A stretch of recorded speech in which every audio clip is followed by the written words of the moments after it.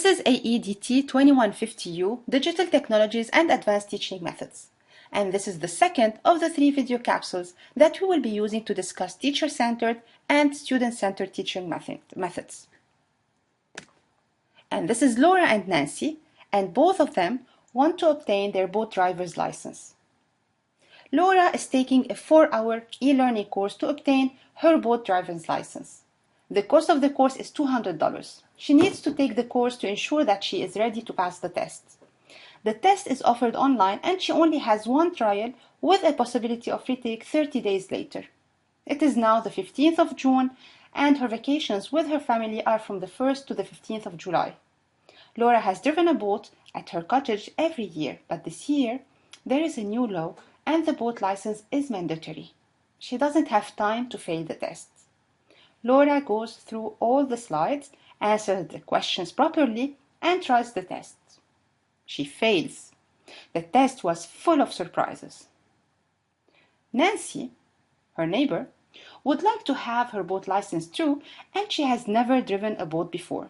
She decides to join a community of practice that discusses the new boat license and regulations. Through asynchronous discussions with the members, she learns that there is a course offered by WOMISER boat rentals that consists of weekly participation to forums. Cases are sent by email and students discuss the issues in asynchronous forums. It started out as a local initiative by the rental company, but soon became very popular due to the high rate of failure of the boat license tests. There are up to 200 active members who are preparing to take the test at any given time.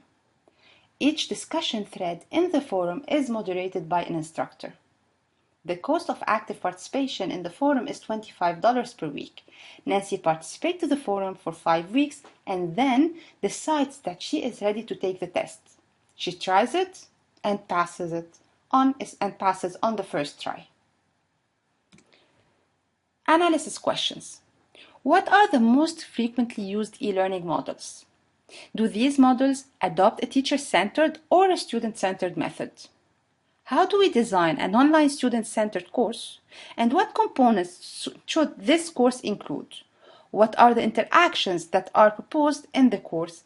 And how can the course designer give control to the students in this kind of a course? First, let us define e-learning. As per Wikipedia, e-learning includes all forms of electronically supported learning and teaching, and more recently EdTech. The information and communication systems, whether networked learning or not, serve as specific media to implement the learning process.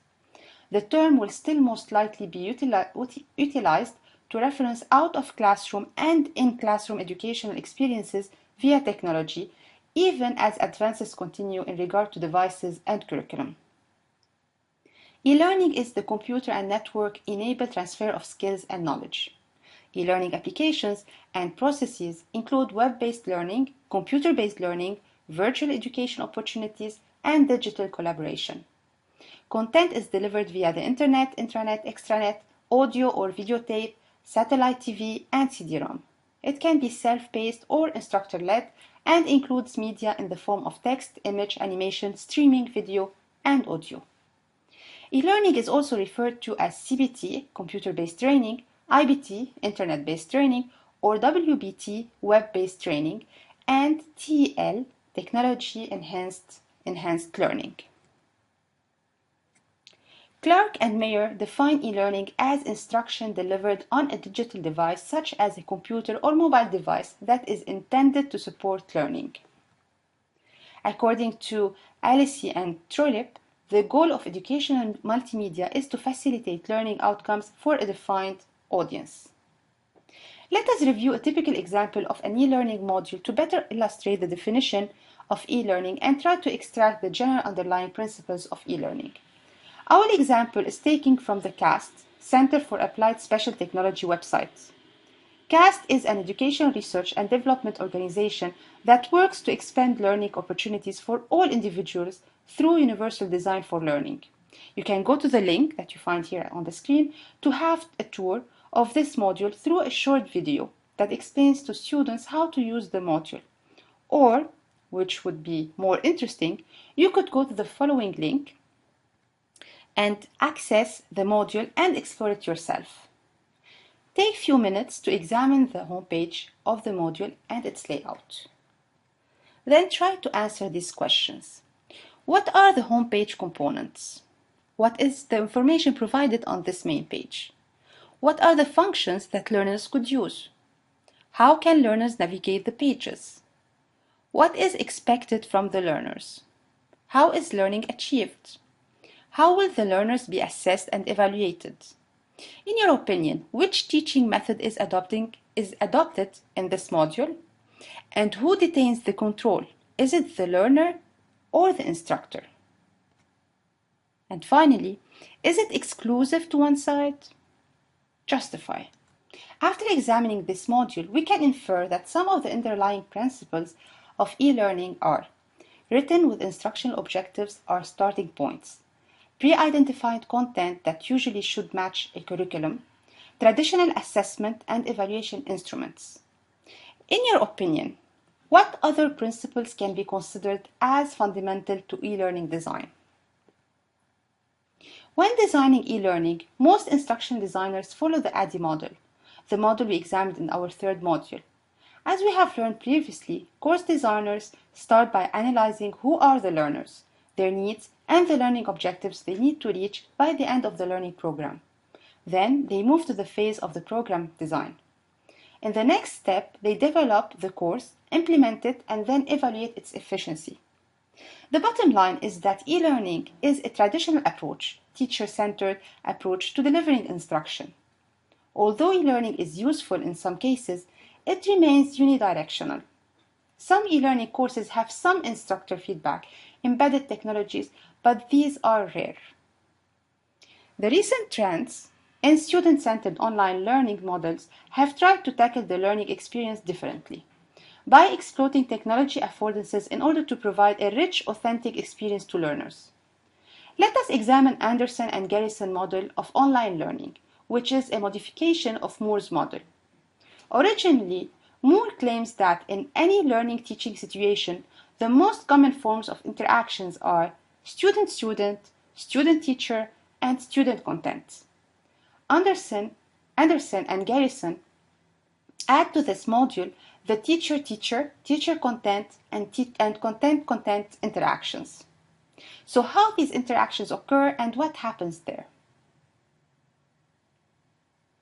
On one hand, teachers interact with their students both synchronously and asynchronously using a variety of formats such as text, audio, and video. Teachers also interact with the content through creating the content and continuously updating it. Teachers' interactions don't stop here. Teachers also interact with each other to assure their professional development and to benefit from others' knowledge and experience. On the other hand, students interact with their teachers both synchronously and asynchronously, ask questions and receive feedbacks. Students also interact with the content of the course through both passive content such as online libraries and readings, or interactive content such as virtual practices, tutorials, and computer-assisted tutorials, which respond to students' behavior and attributes, also referred to as student models. And last but not least, students interact with each other and collaborate on constructing and developing their knowledge. In addition to the teacher content and student content interactions, there are content interactions where content is programmed to interact with other information systems and receive automated updates. This model involves a multiplicity of interactions. The more there are interactions, the more the teacher has to give up the control on the knowledge, and the more the students have to assume the control over their own activities and learning experience. In the third video capsule, we will look at some examples of online modules and examine their design, content, interactivity, and assessment and evaluation strategies. Now, back to Laura and Nancy's cases.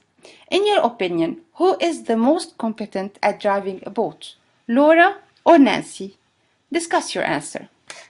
The second question, when designing e-learning and online learning courses, when should we use a teacher-centered perspective and a student-centered perspective? And finally, do teachers need more control online, less control, or the same as in face-to-face courses?